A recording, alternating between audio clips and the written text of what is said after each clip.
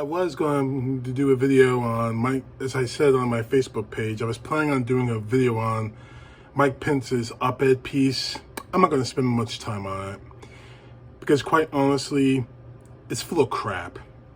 More to the point, it's nothing more than trying to get it back into Donald Trump's good graces after Mike Pence, in Donald Trump's mind and the minds of a lot of Trumpers out there, betrayed Trump by not stealing the election to him. His entire op-ed piece is basically his justification of what happened on January 6th. Even though he says he deplores the loss of life, blah, blah, blah, blah, blah, blah. The point of the matter is, all he did was make up excuses as to why it happened, how it happened, and more to the point, how Donald Trump isn't responsible. We all know Trump is responsible for it, but it seems that Mike Pence is trying to, as I said earlier, get back in Donald Trump's good graces, especially the good graces of the people who screamed, "Hang Mike Pence! Hang Mike Pence! Hang Mike Pence!" outside the Capitol, just as the Electoral College votes were counted. So, Mike Pence, I knew you were a Trump whore before. I knew you were a self-deluded bigot using God and our religion and the Christian religion to justify your own bigotry. But I never thought you would stoop this low. Trump sent people to try and kill you because you wouldn't steal the election. And now you turn to 180 and try, a 180 and try to get back into Trump's good graces, which is the subject about this Republican series I'm doing. Now, earlier I said I was going to do it about Marco Rubio, but when I did my research and looked for video clips about Marco Rubio that I could use to my advantage, I found one about him, Lindsey Graham, and so many other Republicans who 5 years ago, after Trump announced his candidacy, his campaign for the presidency, how they all tried to warn all of us about how dangerous Donald Trump was. The very same Republicans who worked for Trump, bent over backwards for Trump, and not too long ago voted to acquit Donald Trump in his second impeachment. Now, CNN's Breonna Keller is going to make this point, and I'll have my final thoughts on it then. And trust me, I'm going to rip them all to shreds. A president who built his political brand on intimidation, lies, and hate is now spending his final days in office in the aftermath of a deadly siege on the United States Capitol. There are people who warned over and over that electing Donald Trump would be bad for America. There are even people who predicted this moment in American history that we now find ourselves in. These people are Republicans. I will not stop until we fight a man that chooses not to disavow the KKK. That is not a part of our party. That's not who we want as president. We will not allow that in our country. I'm thinking, how did we get the race for the most important office in the free world to sink to such depths? And how could anyone in my party think that this clown is fit to be president? He's a race-baiting, xenophobic, religious bigot. You know how you make America great again? Tell Donald Trump to go to hell. To me, a racist statement's a racist statement. I don't like what Donald Trump said. Donald Trump has shown himself to be a showman. I don't think he's a serious candidate. You, sir, are the distraction. Your conduct, sir, is the distraction. Mr. Trump, that I respectfully ask you, with all due respect, to step aside. Step down.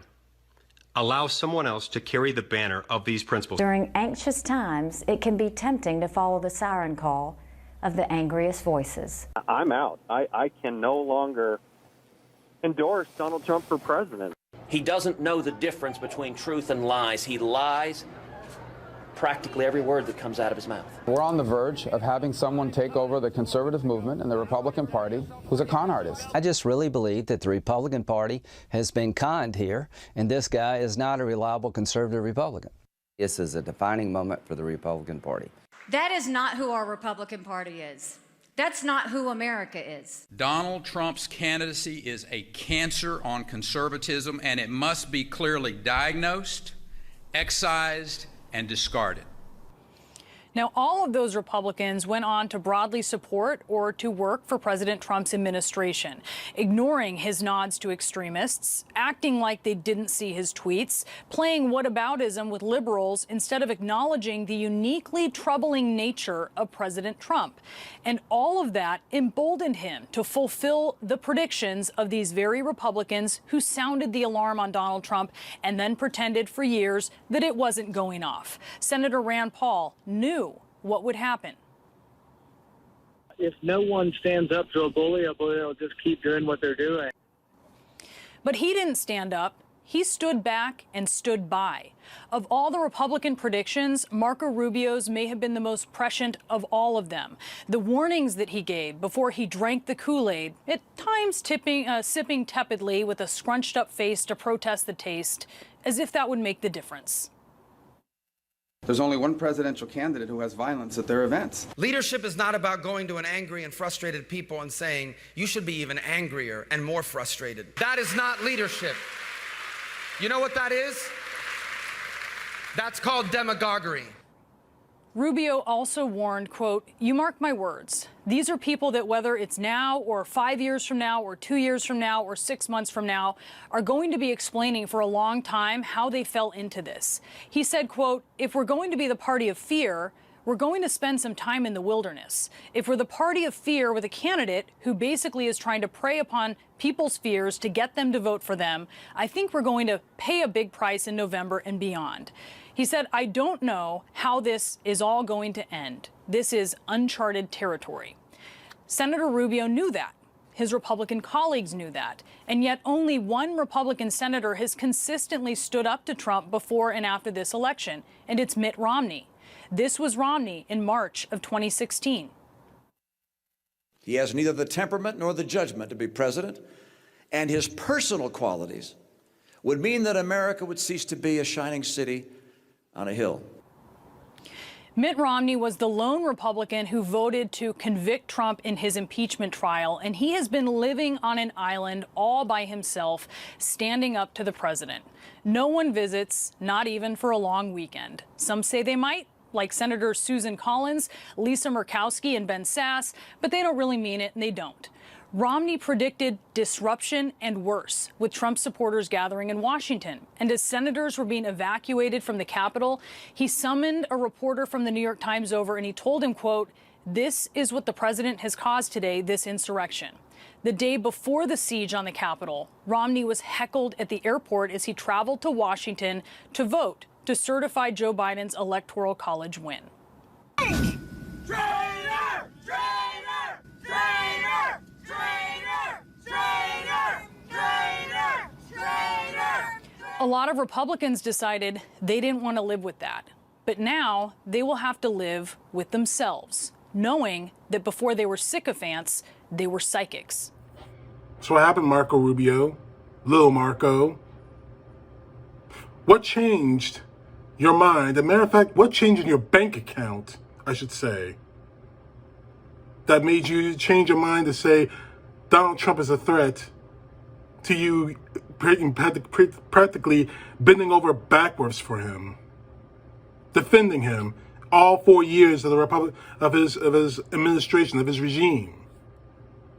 Matter of fact, what happened into your bank account? How much money did it take for you to sell your soul to Trump?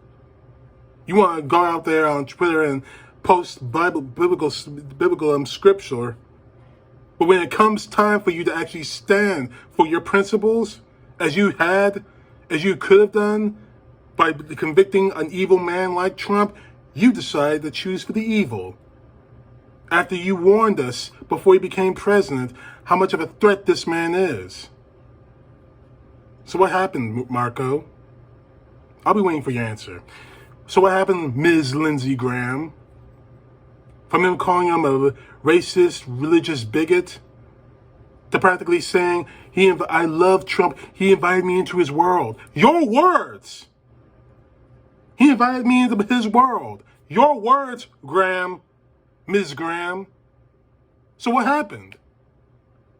Is he no longer a bigot? Or are you a bigot? Did he get you to see the light? Did he let you out the closet of being a racist pig? And Rafael Cruz. Ooh. You are so lucky I am not saying this to you publicly, face to face. Because I would bury you if I ever debated you. So what happened? You're out there saying that Donald Trump didn't represent us, or doesn't represent the Republican Party, represent our nation. And frankly, you are out there on CPAC screaming like some wild-eyed, fire-breathing Baptist minister screaming, freedom! When you should have said, Trump! That's what you really wanted to do, Cruz. This just pushes the idea, my firm belief, and I have the evidence to prove it, as you just seen, that the Republican Party are a bunch of hypocrites. They all are. I think that's all they've ever been. The party of Abraham Lincoln, dead, gone. There's the party of QAnon and the party of Trump now. You had your chance to end this nightmare by holding Donald Trump accountable for his actions that led to the insurrection. And you didn't do it. Because like Mike Pence, in this op-ed piece, trying to push the agenda of voter suppression under the guise of election security, you're doing the old school Jim Crow crap, and you're embracing it. You're trying to get into this good graces of Donald Trump because if he doesn't run in 2024, maybe I can get his endorsement. Oh, can I get your endorsement? It's me, Josh Howey. I stood up for you in Congress. I stopped it. Oh, it's me, Ted. Donald, please, can I get your endorsement? I want to be president too. I stood up for you. And that's all they're doing. It's hypocritical, it is dangerous. Because as bad as Donald Trump was, they could possibly be just as worse, if not much worse. But I want to leave you with something. Now, I said that this video was going to be about Marco Rubio. It was, to a small point. But the hypocritical nature of what this man is shown in the next clip I'm going to show you. Now, this was in the town hall meeting hosted by CNN. Marco Rubio was asked a question about how if he would not take money from the NRA in the wake of the Parkland shooting. A simple question anyone with a soul, I should say, should be able to answer. This is what happened. So, Senator Rubio, can you tell me right now that you will not accept a single donation from the NRA in the future?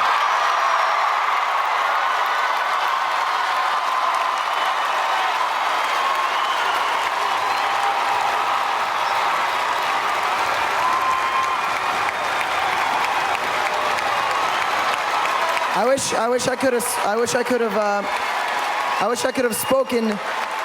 have asked the NRA lady a question. I wish the NRA lady I could have talked to, because I would ask her how she can look in the mirror, considering the fact that she has children, but, maybe she avoids those. What is that? I'm sorry? I don't freaking know. That's okay. The question is about NRA money. So, number one, the positions I hold on these issues of the Second Amendment, I've held since the day I entered office in the city of West Miami as an elected official. Number two, no, the answer to the question is that people buy into my agenda. And I do support the Second Amendment. And I also support the right of you and everyone here to be able to go to school and be safe. And I do support any law that would keep guns out of the hands of a deranged killer. And that's why I support the things that I have stood for and fought for during my time there. More NRA money? That is the wrong way to look. First of all, the answer is people buy into my agenda. You could say no. Number second, well, Guys, the influence of any group, we're going to be here all night. The influence of these groups comes not from money. The influence comes from the millions of people that agree with the agenda. The millions of Americans that support the NRA and who support gun rights groups. Senator. Guys, if you Cameron is having a conversation with Senator Rubio. Let's let them talk. Listen, I respect, you can ask that question, and I can tell you that people buy into my agenda. I will answer any questions you guys have about any policy. Right now, guys, be quiet. You know. And I just think that ultimately that is not our goal here. Our goal here is to move forward. Wait, so hold on. So right now, in the name of 17 people, you cannot ask the NRA to keep their money out of your campaign? I think in the name of 17 people, I can pledge to you that I will support any law that will prevent a killer like this. No, but I'm talking NRA money. No, because... matter of fact, I bet we can get people in here to give you exactly as much money as the NRA would have. But it's not, I understand, and you're right. Can you stand up and donate to that real quick? Okay, not a lot, but we'll get it. I'll do it. You're right about quite that. a bit of money so far. Well, you're right about that. There's money on both sides of every issue in America. And where that leaves us in policymaking is to look at the issues and make a decision based on what we think is right. But ultimately, look, the First Amendment is as important as the Second. And therefore, you have every right to ask that question of me, and I'm here to tell you that I will stand for the things. Are you going to be accepting money from the NRA in the future? I've always supported, I will always accept the help of anyone who agrees with my agenda. But my agenda is, I'll give you a perfect example. Your agenda is protecting us, right? Well, I'll give you an example this very evening. I have told you that I support lifting the age from 18 to 21 of buying a rifle. My understanding, as before I walked out here, is that that organization is not in favor of that. But I think that's the right thing to do. I don't know what their position is on teachers being armed, but I don't think they should be, because that's what I think the right thing to do is. When I offered my bill to restrict people on the terrorist watch list or that have been on the list for the last 10 years from purchasing a weapon, they didn't take a stand. I don't think they certainly didn't support but I offered it. I will do what I think is right. And if people want to support my agenda, they're welcome to do so, but they buy into my ideas. I don't buy into theirs. Okay, so I knew that was going to happen. NRA, please just keep the money out of Rubio, okay? If he wants to run again, you guys can. Thank you, Cameron. Appreciate it. You couldn't even answer the question. I would love to debate any one of the Republicans you saw in the past video, especially Marco Rubio and Ted Cruz and Lindsey Graham. I would destroy them because they've given us all this. They've given us all this, and the worst part is they really didn't think that their words would come back to haunt them. Well, it's my job to make sure that their words continue to haunt them. They let a terrorist attack go unpunished by the man who pushed for it. They let a terrorist attack, a terrorist go free. It'd be like us laying Osama bin Laden off the hook after 9/11, or Timothy McVeigh after Oklahoma City. That's how deadly serious that was. So the Republican Party is not only the party of Trump, not only the party of QAnon, it's become the party of terrorists. And right now, I really don't care what the rationalization of it is. Donald Trump is supposed to be in prison. At the very least, should be barred from serving in federal office ever again. And this conspiracy theory that on March 4th, Donald Trump is going to retake the office of the presidency. And yes, I got this from QAnon. And that's why security is being beefed up in Washington, D.C. again. Honestly, it's time for us to nip this in the bud. Yeah, we're getting people arrested for taking place in the terrorist attack. But when are we going to start pointing the fingers and holding the people? Trump, Cruz, Huawei, just to name 3. I'm sure there's a whole hell of a lot more. When are we going to start holding them accountable? The Republican Party likes to call itself the party of law and order. Where's the law and order here? All I see is hypocrisy. So I urge the Justice Department, everyone involved in this case, do not let go. Because this could possibly happen again. And this time, and the next time, the body count's going to be a hell of a lot higher than 5. These QAnon freaks are not playing around. These Trumpers are not screwing around. They mean business. And that could be the end of our country. We saved it by getting Donald Trump out. We have to save it again by making sure he stays out and punishing anyone who supported this insanity. And that includes, unfortunately, no, not unfortunately, fortunately, that includes the Republican Party. CTP, know the truth. God bless. Peace to the left, justice to the right.